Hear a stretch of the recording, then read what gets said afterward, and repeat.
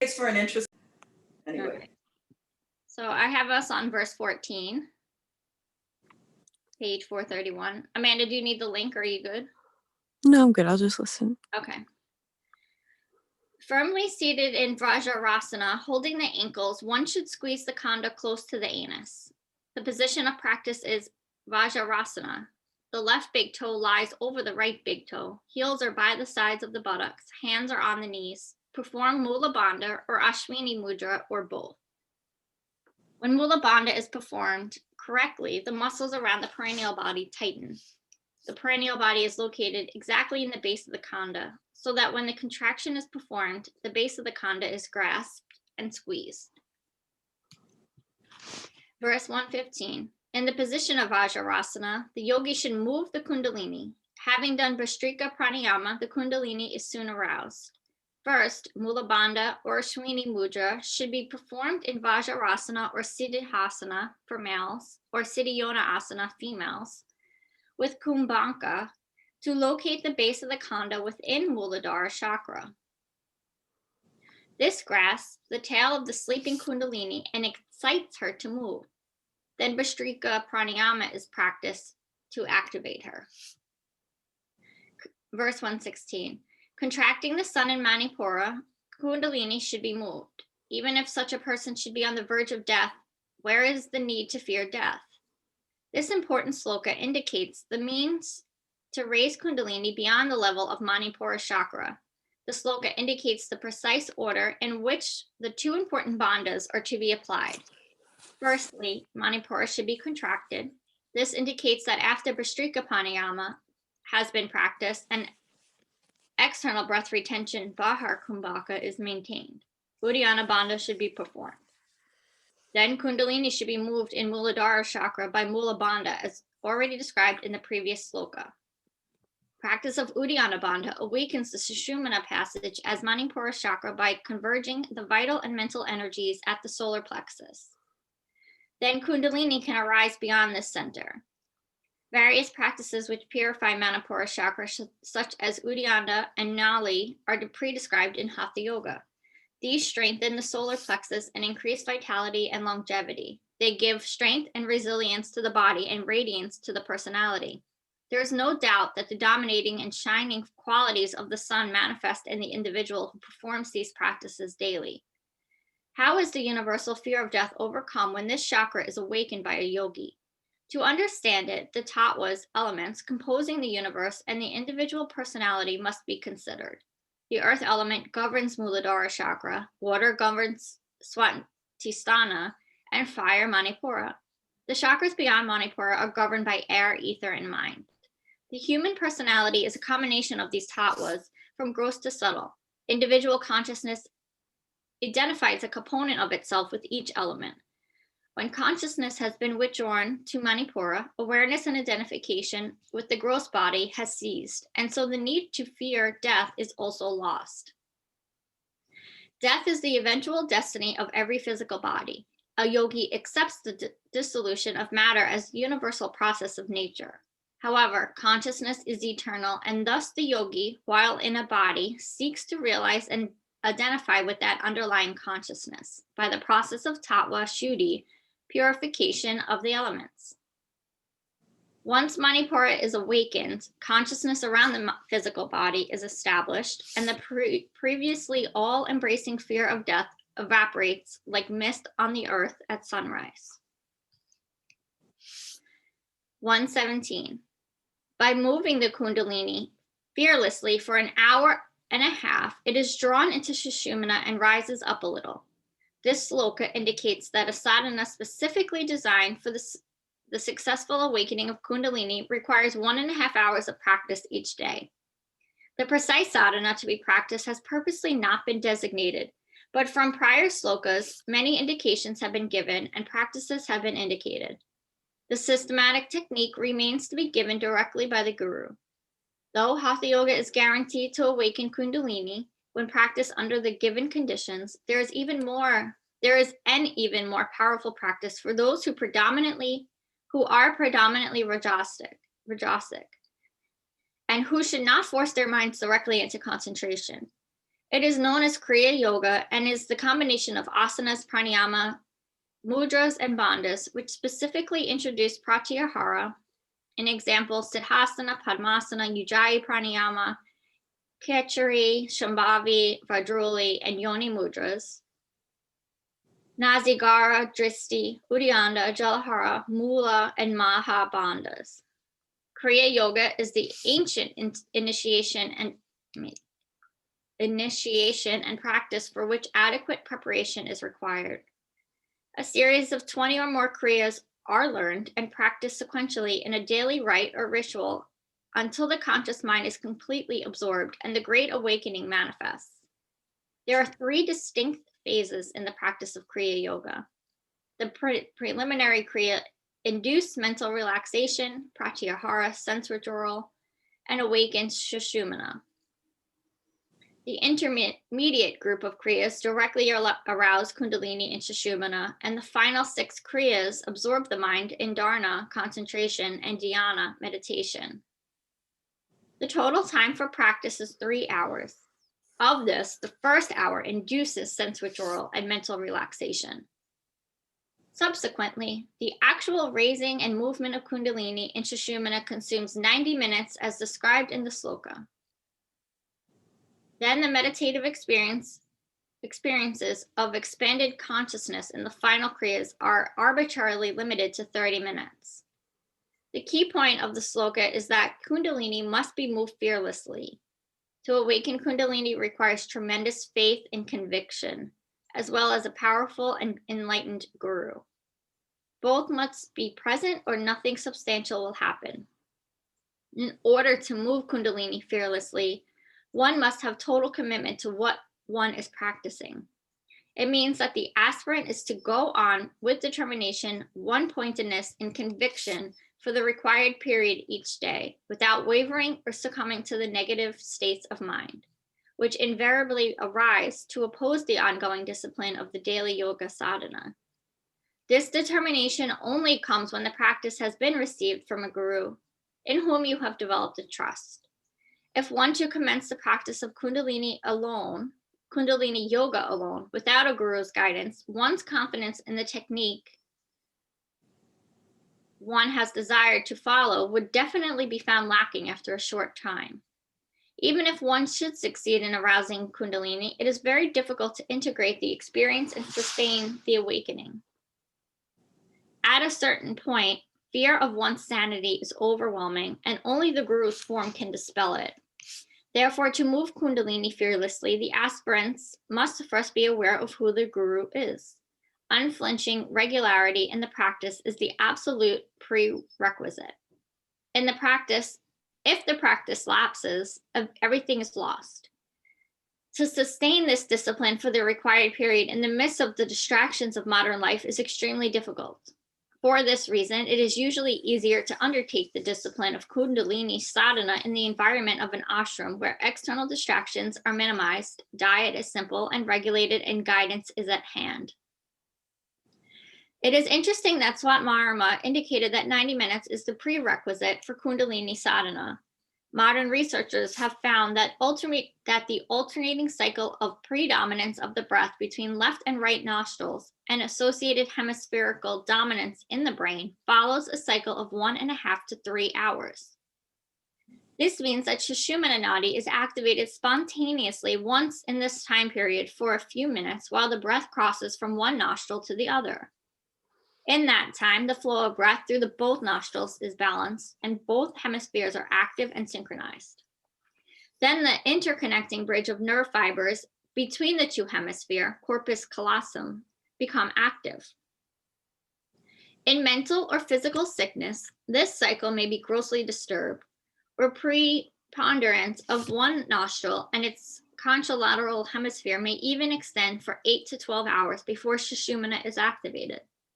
By yoga practices, however, it is usually possible to induce balance in the nostrils and the awakening of the Sushumna willfully. From the outset of Kriya Yoga, both prana and mind are directed toward the awakening of Sushumna. This enables the energy awakened by arousing Kundalini to pass through the spinal cord in both hemispheres via the corpus callosum. The result is that the mind becomes spontaneously one-pointed and various experiences and faculties of the awakened mind manifest. Verse 118. In this way, it is easy for Kundalini to issue from the opening of Sushumna. Thus, the prana proceeds through Sushumna of its own accord. Awakening of Kundalini by yoga practices is a systematic and stepwise process. The important point here is that when Kundalini is awakened, she issues easily from the Khanda and proceeds through Sushumna by the help of the previously described practices. Only through practice does perfection or siddhi in asana, pranayama, mudra, bandha, and concentration develop. Only when the body posture becomes stable in Sushumna does the energy of Kundalini from the Khanda into the chakras. Only the energy of Kundalini issue from the Khanda into, only when the body posture becomes stable in Sushumna does the energy of Kundalini issue from the Khanda into the chakras.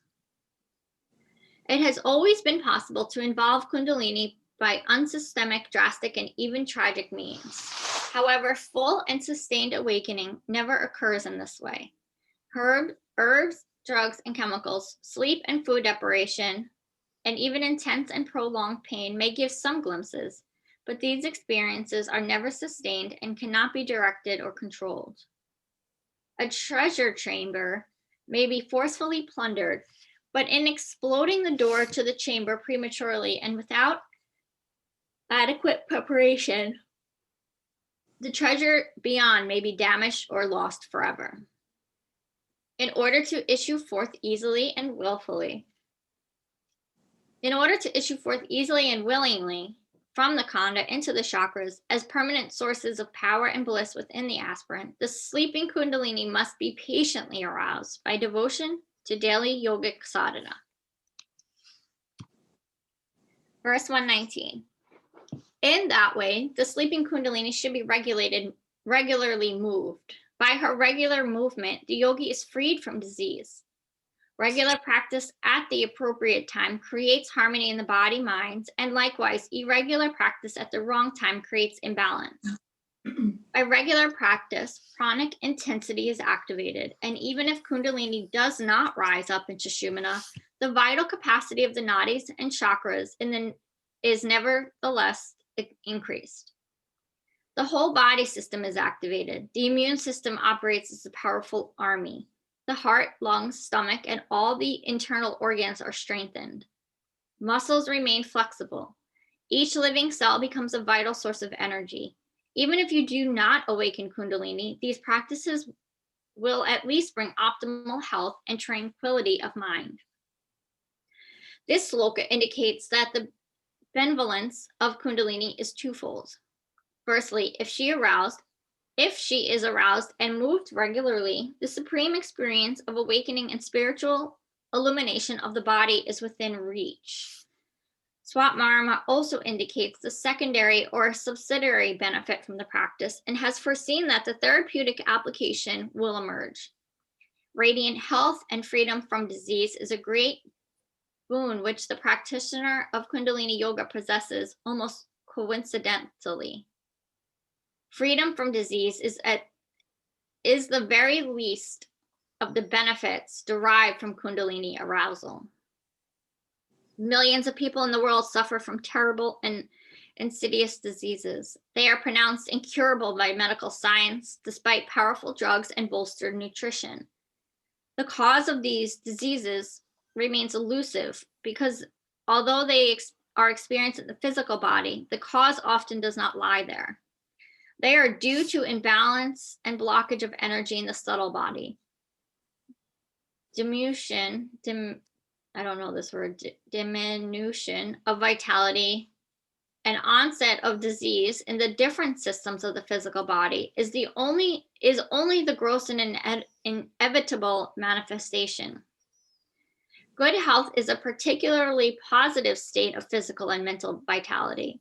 It does not merely mean absence of disease symptoms. That is a purely negative definition. Regular practice under correct conditions increases the voltage of prana in the nadis and chakra circuits. The entire energy function of the body is amplified. All organs and systems of the body function optimally. Muscles remain flexible and skin tone is enhanced. The responses of the immune system are sharpened. Each living cell is permeated by greater energy.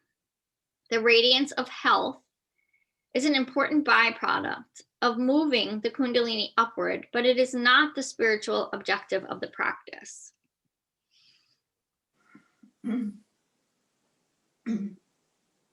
Verse 120. The yogi who moves to Shakti regularly enjoys perfection or siddhi. He easily conquers time and death. What more is there to say? By regularly generating the Shakti in Ida and Pingala, the different chakras become active and manifest specific psychic abilities according to the corresponding regions of the brain. The states of Dharana and Dhyana become deeper until Samadhi is achieved. With the unfoldment of Samadhi, one goes out of the barriers of the body and limited mind, beyond duality and perception of time and space. This is the point of view from Raja Yoga. According to one who is already self-realized, there is no beginning or end, but only the one continual state, and any other experience is false. The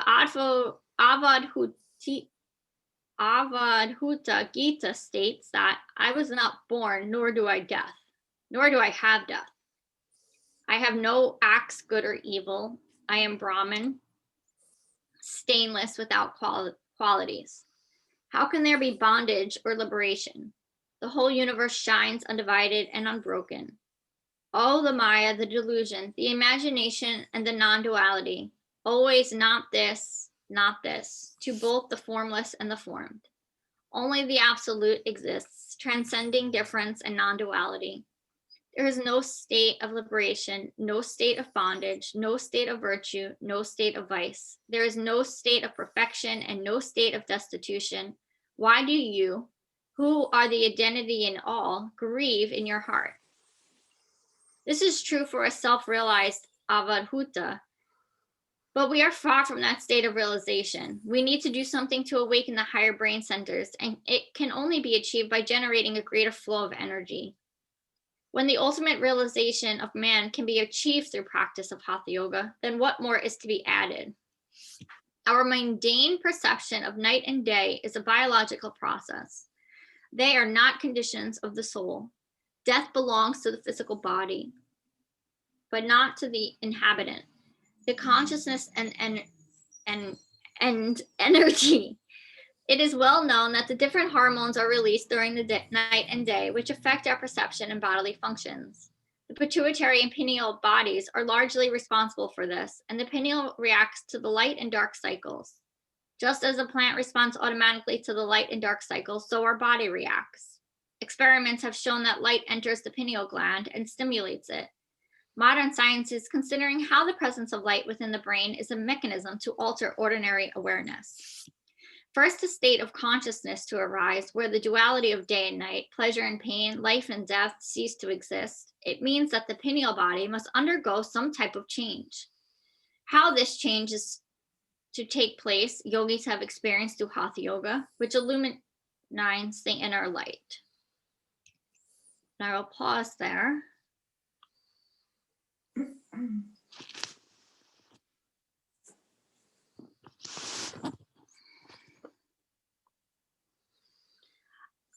I really liked reading all of that. Yeah. I will say when she was talking about fear though, I feel like I'm at a point in my life now where I don't fear death. I feel like I definitely have a different view on death than I used to. For me, it feels a healthier view, but I feel like I have this fear of like the idea of just having this one guru. It just seems scary to me. Like it's like a trust thing. Like I feel like I need like a circle of people. I couldn't just like have one guru. So I don't know if I could get it anywhere like that. Even if I went to an ashram, which I'm not interested in doing, I feel like I would still need like a family of people instead of just one person. Well, your peers help you out. Yeah. I think in that setting. Yeah, I think it would, but it's more like that would be my fear of like trusting, getting myself to trust that one person. That's where my fear would lie, not Yeah. into death, but, and that would be, I guess it would be like a healthy practice, like maybe a healing. It's like something's blocking me there. Hmm. And I know I can see why, but I don't know if you guys know Tatiana. She's in the yoga world on Long Island. Mm-hmm. She wrote that book, Yoga for the Wounded Heart. If you follow her on social media, she had a bad accident. And I don't know exactly what happened, but she injured her brain. It's been 6 months, and she just posted, and this is why I'm sharing it, because it's on Facebook, so you can see it. But it's a very long post. I don't know if you saw it. Did you read it, Amanda, or see it? No, I haven't really been on social media too much. Yeah, that's fair. But so I think Tatiana is a very smart human, and I love her book, and I've taken workshops with her before, and she's very smart about the brain. So for her to experience this brain trauma and have to go through the therapy, and she's still not healed, but she shared this post. It's the first time she's come out publicly posting. Her sister's been speaking on her behalf because she can't, it hurts too much to look at and read. But she said something that made me think of her this morning when we were just reading on how little our doctors know about the brain. And it's just so interesting, like what they were, like this author was just saying, like how little we really know about our physical, or what we know about our physical body, but then there's more underneath that they still don't know so much. I feel like every time I go to the doctor, I could have a sore throat and they're like, we don't know what's wrong with you. I'm like, my throat is sore. I have a sore throat. Like, I know what's wrong with me, but then they're always like, we have no idea. We have to send you to a different doctor. And then that doctor is like a throat specialist. And they're like, we have no idea what's wrong with you. What do you guys go to school? What are you guys studying? I have a sore throat. But I mean, it gets more extreme than that. Like, I feel like there should be more definites in medical world. But I guess they don't know. Well, I have a different perception of that. I spent about 8 years studying neuroscience, so there is a great deal that's known about the brain and brain activity. But it's one of those fields where the more you know, the more you realize you need to know. And it's so dependent on the tools that we have access to, to be able to study the brain, at least the tools that are being used in research. But everybody, there's virtually nobody in the field, especially clinicians, who will say, we understand the brain and we understand how the mind works and that kinds of things, because nobody does.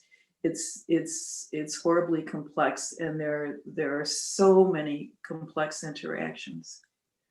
But and when I go to the doctor, I mean, when I was diagnosed with leukemia 4 years ago, they knew what I had within an hour of me going to the emergency room. Within an hour. I mean, they had to verify it via different tests later.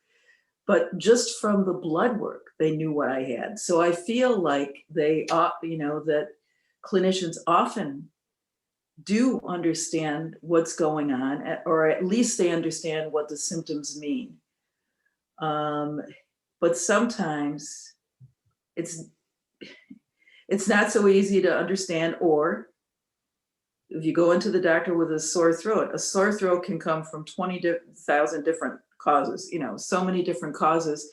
And sometimes it doesn't matter what the cause is. If the sore throat is going to disappear in 2 or 3 days, that's fine. If it doesn't, then it really matters.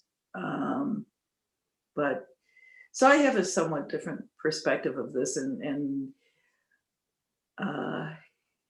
it's what bothers me the most about medicine now is that the approach to working with the individual has changed so much, and you're split up into so many different units that a doctor who might be able to figure something out from just talking to you for 15 minutes because he's seen you for the past Yeah. 8 years, you don't have that opportunity anymore, and the doctors don't have that opportunity anymore. So more and more it's moving into they're dealing with the symptoms and not the person as a whole, and being able to identify the symptoms. Yeah. Which is, you know, something like this book deals with, in a sometimes to me a very confused way, but it makes sense, the whole person, because the whole person is so complex. Of course it's confusing, and of course it's going to take time. Anyway. Well, yeah, I see what I guess more like I'm thinking like I love what you just said. Like, yeah, if you have your doctor that you're like adult like as an adult, you have your doctor and your primary doctor is you're pretty much your doctor. When they get to know you, they can probably diagnose you just based on you as a human. And like they I have can a- tie in different aspects of it, not just like the physical part of it. But like, yeah, I'm not saying all doctors were like that. Like they knew what was wrong with my leg and I got it fixed pretty quickly. I'm still having a little bit of pain, but I still think there's something a little wrong, but I'm going to give it some time and see. But yeah. You know, Pam, when I, years ago, I went in for something that was going on with my right shoulder, and I went for PT and they gave me home stuff. And like you, I did the home stuff and I did the PT, and it was pretty successful. But when I left, it wasn't cured. But about a year later, when I was reaching for something way up on a top shelf, who knows what I was reaching for, I realized, oh, I didn't even think about that. That was easy. I am cured. You know, so sometimes it just takes the body time to catch up with the work. Yeah, yeah, I know. It's like my favorite yoga sutra, which I feel like Hatha Yoga just brought it up again, where we have to do things for a long period of time, not a week, Pam. Like you need to do it. It needs to take a year or so. Like keep repeating the practice, long time, and not this immediate Amazon Prime. Like we need that instant gratification. That's why I had to take Prime away, because I'm like, I don't need this instant gratification. I don't need to be on. I can wait a week if I order something. It's okay. I get like your emergency situations. Like for one time in my life, in Kramer's, I've had him for 17 years now. I have never once ran out of treats for him, and I am like on the crumbs. So I called up our sister-in-law and was like, I need your Prime password because I need treats here. I'm not going to the store. So they're coming tomorrow.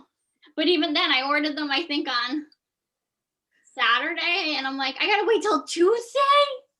And I'm like, this is ridiculous. Calm down. You could go to the store if you needed to, but I really didn't want to go to the store. So they're coming. So I get that there's in that case, fine, I let myself do it. But if I'm ordering something silly for myself, I can wait.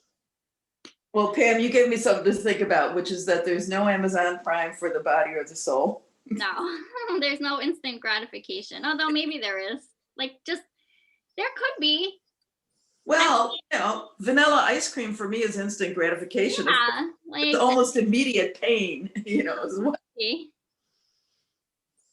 After. Yeah.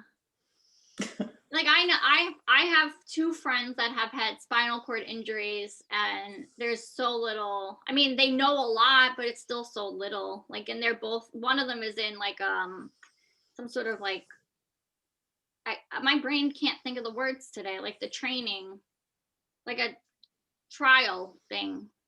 A clinical trial? Yeah, like I don't know if it's a clinical trial, it's some sort of like walking thing.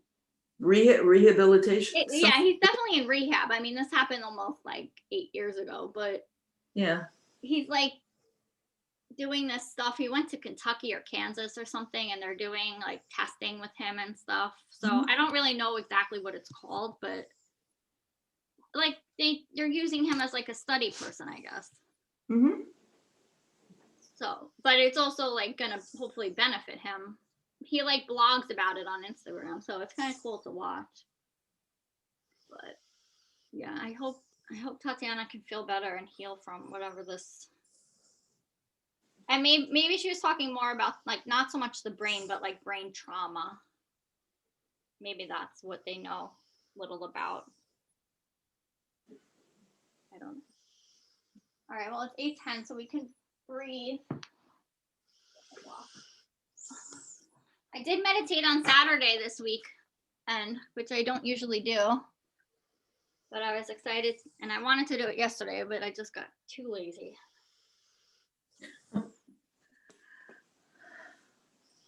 It's tough for me to picture you as being lazy, but okay, if you say so. I am, I mean, the three of us, Eric, Kramer, and I, like, we all look at each other like, who is lazier?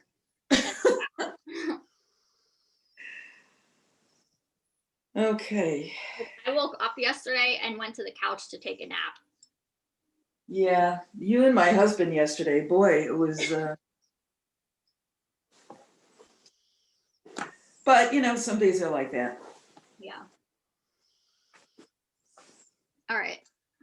So we'll do a few rounds of alternate nostril breathing. Let me get my phone. Bringing right hand over to your face, closing right nostril, right thumb, inhale through your left. Close left, exhale right. Inhale right. Close right, exhale left. Inhale left. Close left, exhale right. Inhale right. Close right, exhale left. Taking a few more rounds on your own breath, adding your retention and locks, and if it's in your practice.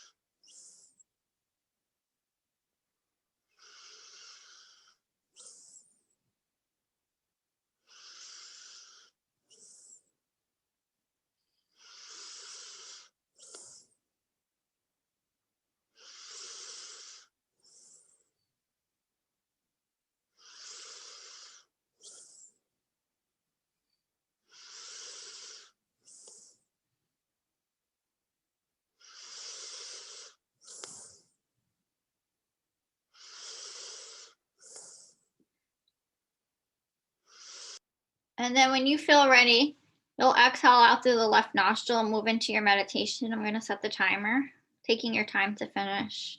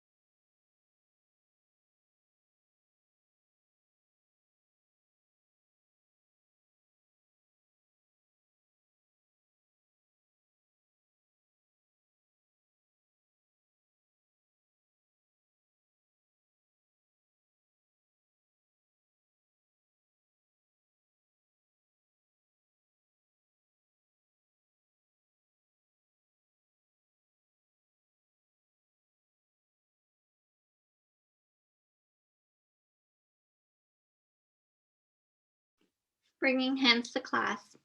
Namaste.